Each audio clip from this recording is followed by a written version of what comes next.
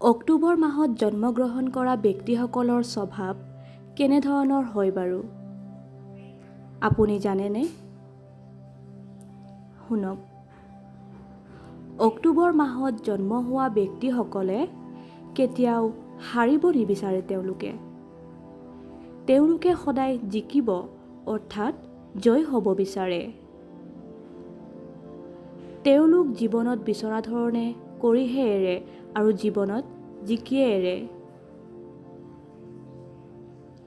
তেওঁলোকে যথেষ্ট ৰিয়েলিষ্টিক হয়। অতীতত থকাতকৈ বা ভৱিষ্যতত থকাতকৈ বৰ্তমানত থাকিব বিচাৰে তেওঁলোকৰ ভিতৰত বহুতখিনি দুখ সোমাই থাকিলেও তেওঁলোকে কেতিয়াও সেইটো আনৰ আগত প্ৰকাশ নকৰে বা দেখুৱাই নিদিয়ে। তেওঁলোকক অলপ চিক্ৰেটিভো হোৱা দেখা যায়। তলে তলে কি কৰি আছে সেয়া কেতিয়াও কোনেও গম নাপায়। এওঁলোকৰ কমিউনিকেশ্যন স্কিলো খুব সুন্দৰ হয়। ক'ত কেতিয়া কি কৰিব লাগে সেয়া ভালদৰে জানে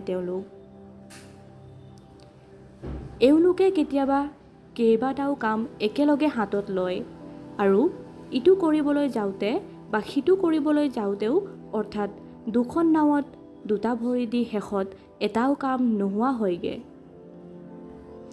আৰু প্ৰেমৰ ক্ষেত্ৰত এওঁলোক যথেষ্ট সঁচা হোৱা দেখা যায়। বাকী আপুনি ভালেই থাকিব, সুস্থ হৈ থাকিব। ধন্যবাদ।